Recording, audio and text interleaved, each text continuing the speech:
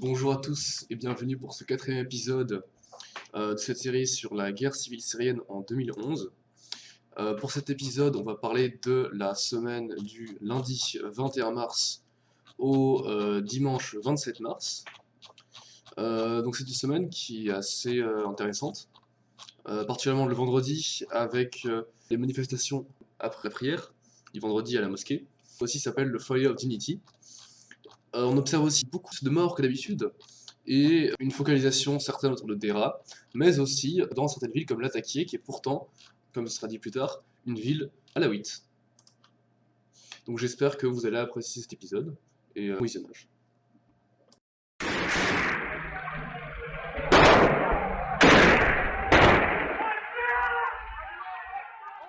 Jassem. En Syrie, le mouvement de protestation s'est étendu lundi à une autre ville du sud du pays. Selon des activistes, des centaines de personnes sont descendues dans les rues et ont crié « Allah Soulia Oulia ». Les autorités n'ont cependant pas eu recours à la force pour réprimer la dernière manifestation. Damas. Des manifestations ont pris place à Damas et ses environs. Dans le même temps, des militants des droits de l'homme ont dénoncé des arrestations arbitraires et des assauts criminels contre les manifestations de ces derniers jours.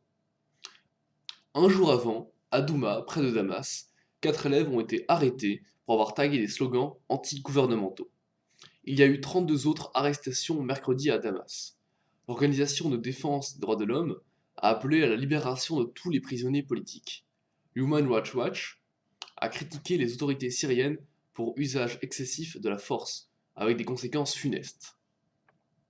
Selon des journaux, il semble que ce ne soit qu'une question de temps avant que le soulèvement du peuple n'arrive à Damas, la capitale. Dera. Des milliers de Syriens ont marché ce lundi dans la ville méridionale de Dera après les funérailles d'un manifestant tué dans une manifestation des jours précédents, inspirée par les révoltes en Tunisie et en Égypte, selon un habitant. Cette ville dans la région d'Oran, proche de la frontière jordanienne, a de loin vu les plus grandes manifestations du pays. Des centaines de membres des forces de sécurité, vêtus de noir et armés de fusils d'assaut, ont pris position dans les rues de Dera. Des locaux ont dit que les soldats ont mis des checkpoints aux entrées, alors que le ministre syrien de la Justice arrivait au conseil municipal. Cependant, l'armée et la police se sont retenus ce lundi, évitant le recours à la force. Le ministre syrien de la Justice, Mohamed Hamad Younis, s'est rendu à Dera pour tenter de calmer les émotions et d'ouvrir un dialogue avec les manifestants. De toute évidence, les dirigeants syriens voulaient éviter une escalade. Dans un objectif similaire, lundi, les 15 jeunes ont été libérés. Leur détention était à l'origine des manifestations de vendredi. Ils avaient peint des graffitis sur les murs, appelant à la liberté politique et à la fin de la corruption.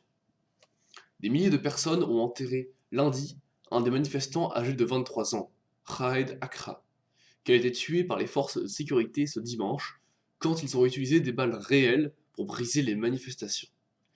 Cette masse de manifestants a commencé une marche du cimetière vers la mosquée Al-Omari après l'enterrement. Allah Soulia Hulia, le peuple demande la fin de la corruption, a crié la foule. C'est un jeu de mots sur le slogan le peuple demande le renversement du régime, qui est répandu dans les États arabes depuis la révolution tunisienne et égyptienne. La manifestation est globalement restée calme. À l'international, des dirigeants islamistes exilés, tels que Cheikh Issam al-Attar, ont publié des déclarations appelant à une escalade des manifestations.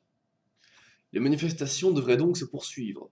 Le secrétaire général de l'ONU, Ban Ki-moon, a qualifié les actions des forces de sécurité syriennes d'inacceptable. Il a vivement critiqué L'utilisation d'une force meurtrière contre des manifestants pacifiques et des arrestations arbitraires. Il a appelé le président Assad À reprendre les aspirations légitimes du peuple et à s'attaquer aux vraies réformes. Jolan. Dans une manifestation qui aurait eu lieu près de la ville de Quneitra, dans les hauteurs du Jolan, des gens auraient été vus parlant d'Assad comme un traître qui garde la frontière d'Israël. Un intervenant anonyme a déclaré que les services de sécurité syriens étaient soutenus par Israël. Des sentiments de cette sorte sont proches de la caractérisation du régime par les frères musulmans, comme le principal soutien d'Israël. Selon ce point de vue, le maintien du calme par Assad sur cette zone est un signe de soumission à Israël. Hamar Karabi, directeur de l'Organisation nationale des droits de l'homme en Syrie, a déclaré que les manifestations avaient lieu dans tout le pays. Je suis sûr que le changement a commencé et que personne ne peut l'arrêter. Il y a beaucoup de manifestants à Alep, Der al-Zour, Banyas, Homs et Hama. Mais comme il n'y a pas de médias privés dans ces régions, ils ne peuvent pas les couvrir. Hier, Al Jazeera a rapporté que des troupes ont été déployées dans de nombreuses villes syriennes. Cependant, dû au blackout des médias, il est difficile de le confirmer. Les Kurdes célébrant le nouvel an kurde Newroz cette semaine pourraient susciter de nouvelles manifestations avec des morts et des arrestations records par rapport aux années précédentes. Liban. Pendant ce temps, le journal beyroutin Al Akhbar a annoncé que le Future Movement, Premier ministre par intérim Saad Hariri, était impliqué dans le financement des manifestations en Syrie. Selon le journal, des personnalités proches de Hariri, originaires du nord du Liban et de la vallée de la Bekaa, ont financé des activités visant à attirer la controverse sur le Hezbollah en Syrie. Selon des rumeurs, 3 jeunes Syriens auraient reconnu avoir reçu de l'argent des activistes du Future Movement, ainsi que les affiches du chef du Hezbollah, Hassan Nasrallah. On leur a demandé de brûler ces affiches lors d'un rassemblement qui devait se dérouler en Syrie, près de la frontière avec le Liban.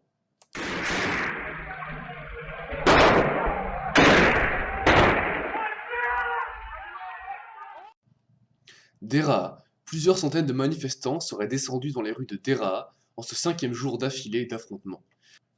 On apprend que 4 personnes sont mortes après que les forces de sécurité aient de nuit tiré sur les manifestants lundi à l'extérieur d'une mosquée de Deraa, selon des activistes. Le lendemain, ils ont tiré sur des personnes accompagnant les funérailles de 2 victimes, tuant une autre personne. Ces manifestants appellent à la liberté politique et à la fin de la corruption. Ils avaient déclaré plus tôt qu'ils allaient rester à la mosquée jusqu'à ce que leurs demandes soient satisfaites.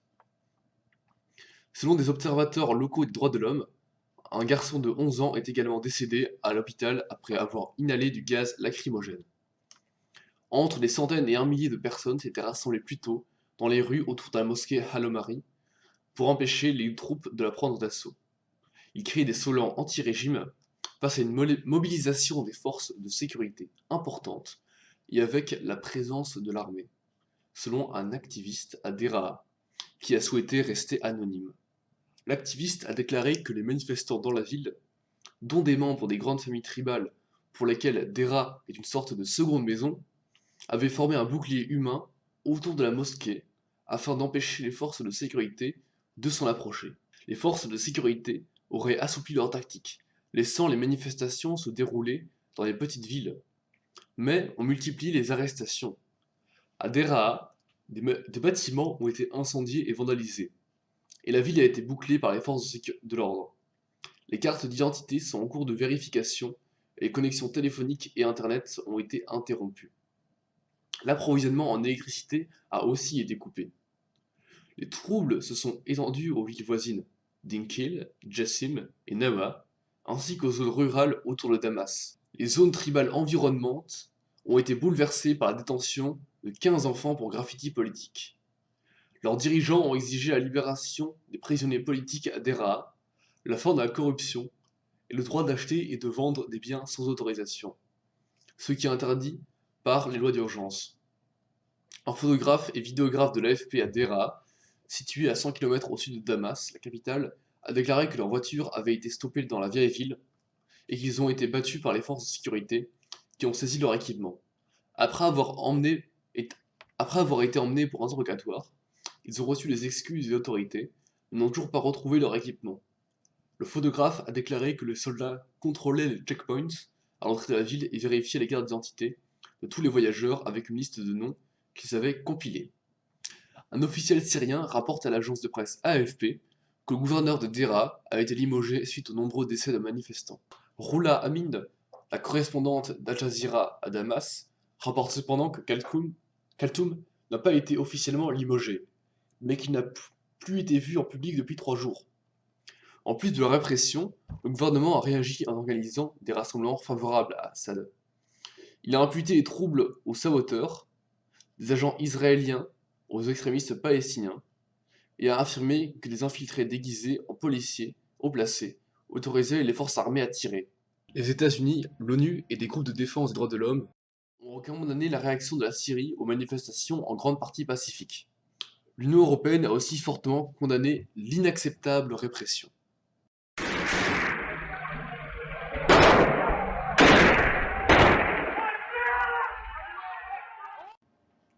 Deraa. Tôt le 23 mars à Deraa, la présence de la police syrienne a été renforcée et les manifestants se sont rassemblés autour de la mosquée Al-Omari, dans le centre-ville, dispersant la foule à l'aide de gaz lacrymogènes et de balles réelles. Un journaliste de l'Associated Press a entendu des coups de feu semi-automatiques. Parmi les victimes, il y avait un médecin, Ali Al-Mahamid, dont les funérailles ont eu lieu le même après-midi. Des milliers de personnes ont assisté à ces funérailles, après quoi les forces de sécurité ont à nouveau tiré sur des manifestants, selon les informations rapportées. Associated Press a rapporté 15 morts au cours de la journée, mais 37 personnes ont été tuées au moins, selon un communiqué de l'hôpital. Des témoins ont rapporté qu'une jeune fille de 12 ans avait été tuée par les forces de sécurité près de la mosquée. Les médias syriens ont toutefois annoncé une descente de la police dans la mosquée d'Al-Omari, au cours de laquelle des armes à feu, des grenades, des munitions et de l'argent avaient été capturés. L'imam de la mosquée, Ahmed Al-Sayasna, a raconté à la chaîne Al Arabiya qu'il n'y avait pas d'armes dans la mosquée, qui, a-t-il dit, était sous le contrôle de la police. Un groupe armé a attaqué une ambulance et tué un médecin et un chauffeur.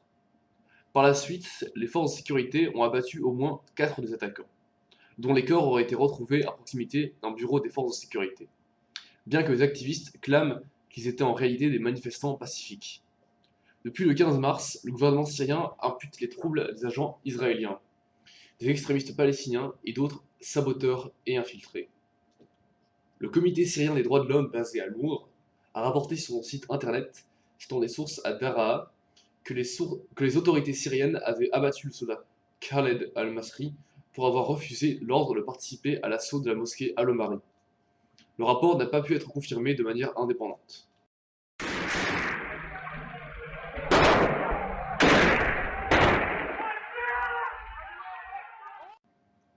Le 24 mars, des témoins ont fait état de 20 000 Syriens à Deraa lors des funérailles de 9 manifestants tués le 23 mars, scandant « Le sang des martyrs n'est pas versé en vain ». Lina Sinjab, de la BBC, a déclaré avoir vu environ 20 camions de l'armée remplis de soldats armés se dirigeant vers Deraa sur la route venant de Damas. Le Comité syrien des droits de l'homme a fait savoir que le nombre de morts était passé à 32, tandis que l'AFP a déclaré que plus de 100 personnes ont été tuées par les tirs de police à Deraa. L'écrivain communiste Louay Hussein, qui avait été arrêté plus tôt cette semaine pour avoir publié une pétition en ligne réclamant le droit à la liberté d'expression, a été libéré.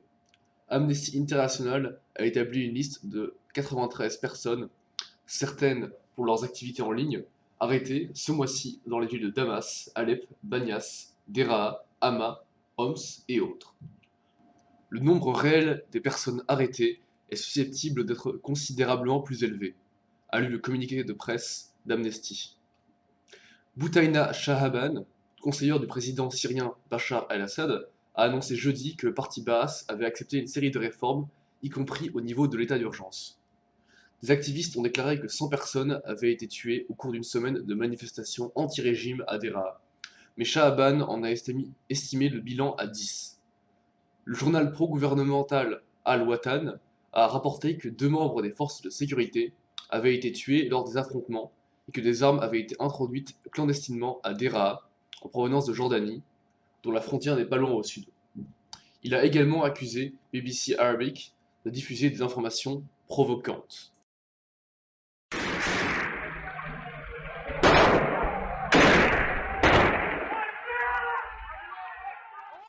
Au début de la journée, 100 000 personnes à Deraa ont assisté à une manifestation anti-gouvernementale, selon un activiste politique.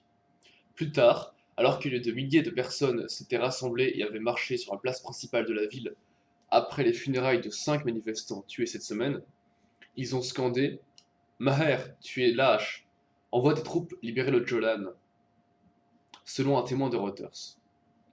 Ces milliers de personnes se sont rendues dans les locaux du gouverneur où elles ont brûlé une photo de Bachar el-Assad et ont renversé une statue de Hafez, selon un témoin. Puis, d'après lui, des hommes armés sur le toit du club des officiers ont commencé à tirer sur la foule. Le site internet de Neue Zürcher Zeitung rapporte qu'apparemment 20 personnes ont été tuées. Le site web d'Al Jazeera affirme que les manifestants ont également incendié la maison du gouverneur de Deraa. Autre ville. Des manifestations ont également eu lieu à Latakia, Homs, Dama, Hama et Deir al-Zour, et à Raqqa. Selon certaines informations, un manifestant aurait été abattu par les forces de sécurité à Latakia et un autre à Homs. Les informations font état de la mort de dizaines de manifestants dans tout le pays. La responsabilité de la mort d'un civil à Homs a été mise sur un groupe armé. À Tafas, 3 manifestants ont été tués par les forces de sécurité. À Kafr Amin, dans Idlib, un incendie a eu lieu au siège du parti Baas.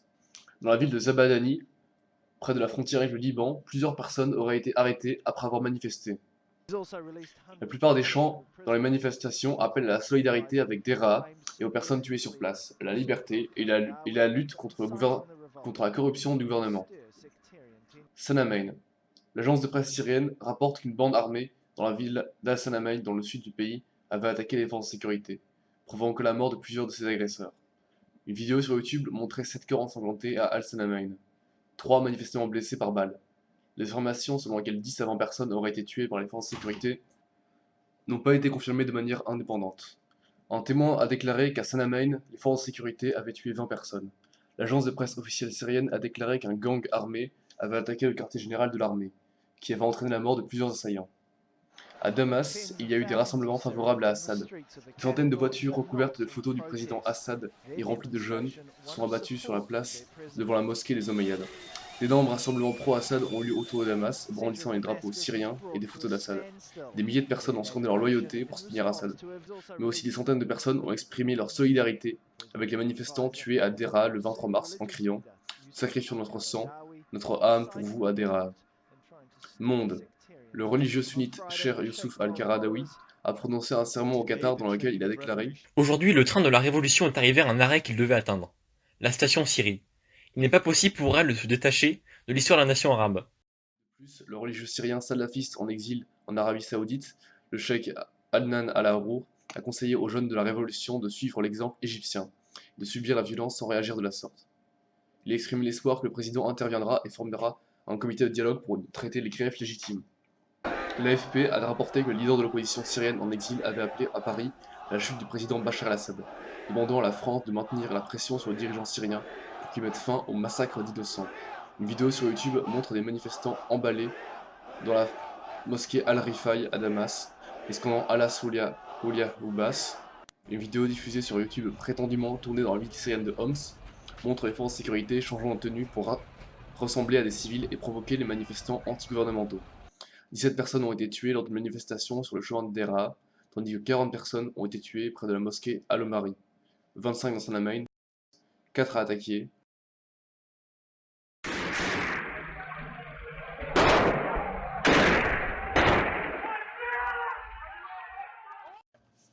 Politique syrienne. Selon Al Jazeera et l'agence de presse AFP ainsi que le Washington Post et Reuters, des activistes et des groupes de défense des droits de l'homme ont déclaré que les autorités avaient libéré entre 200 et 260 prisonniers, dont entre 14 et 42 Kurdes. 2 de ces 4 sources ont précisé que la plupart de ces prisonniers libérés étaient des islamistes. Certains militants et Al Jazeera ont considéré cela comme une tentative d'apaiser les manifestants de plus en plus en colère. Abdelkarim Rehawi, responsable de la Ligue syrienne des droits de l'homme, a déclaré que la libération de ces prisonniers était un bon début. Le site web de Spiegel Online International suggère cependant, sans révéler ses sources, qu'Assad a libéré des djihadistes des prisons du pays en mars 2011 dans le but de radicaliser rapidement, et donc de discréditer l'opposition syrienne. Le gouvernement syrien n'a pas encore commenté ces communiqués. Le grand moufti de Syrie, Ahmad Badr Hassoun a déclaré: Tout citoyen a le droit de manifester et d'appeler à la liberté. Et je vous assure que tous ceux qui se cachent derrière l'effusion de sang seront pénalisés. Aucun responsable de l'armée ne vint le feu sur les manifestants, ils ont seulement riposté par l'ultime défense. Après ce qui s'est passé, il devrait y avoir une réconciliation entre les peuples. Il y a des corrupteurs dans le pays et ceux-ci devraient être pénalisés. Autre ville. À Latakié et à Tafas, au sud de Damas, les habitants assistant aux obsèques des manifestants abattus vendredi ont incendié le bâtiment du Parti Baas et un commissariat de police. Cela a abouti à Latakié à la mort de 3 personnes après un affrontement avec les forces de sécurité. Les forces gouvernementales ont été déployées à Latakié. Les autorités ont accusé des bandes armées d'avoir tenté de déstabiliser le pays. L'agence syrienne de presse Sana, contrôlée par le gouvernement, a déclaré que des membres d'un groupe armé s'étaient installés sur des toits dans de nombreuses zones de Latakié, ouvrant le feu sur les citoyens et les membres des forces de sécurité. Deraa. À Deraa, des centaines de personnes ont organisé un sit-in silencieux près d'une mosquée. Les forces de sécurité leur ont tiré des gaz lacrymogènes, ont rapporté les témoins.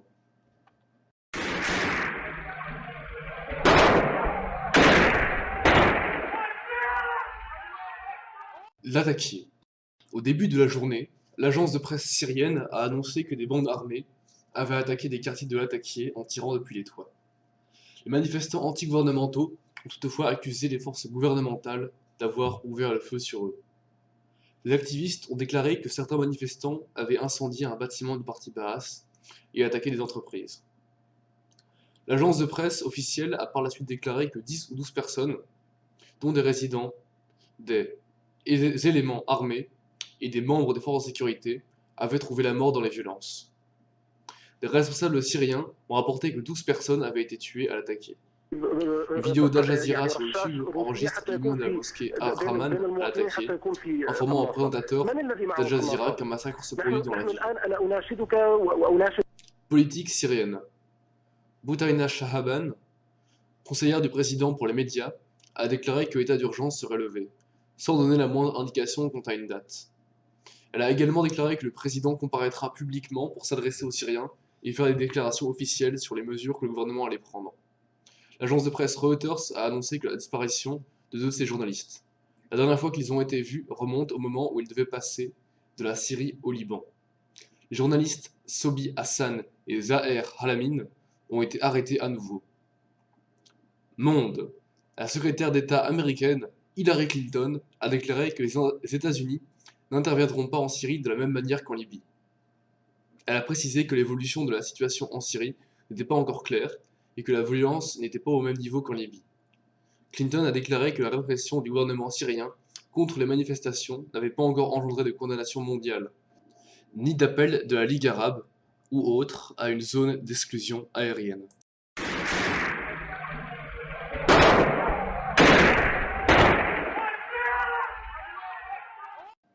Alors, ce qu'on peut retenir de cet épisode, c'est que tout d'abord, les USA ne veulent pas intervenir, alors qu'ils l'avaient fait en Libye. On voit aussi qu'il y a de plus en plus de manifestants, ce qui logiquement conduit à une augmentation du nombre de victimes. Cependant, l'État tente de calmer les choses, il promet des réformes, il libère des prisonniers. Ça, c'est très important, parce que parmi eux, il y a des islamistes, ce qui a participé à l'évolution du conflit. Cependant, il faut bien savoir que la majorité des islamistes, de l'EI par exemple, ils viendront de l'étranger par la suite. Une autre donnée importante, c'est que les Kurdes sont calmes, alors qu'ils sont traditionnellement les premiers à manifester contre le régime pour leur culture et pour leur identité. D'ailleurs, en plus, on est dans la semaine du Névrose, il me semble. C'est aussi la première riposte des loyalistes. Il y a des manifestations qui sont pour la première fois montrées à la télévision. À Damas, on a eu des manifestations massives. Et aussi de la part des intellectuels, comme le Grand Moufti de Syrie. Il a fait une intervention à la télévision pour défendre le gouvernement.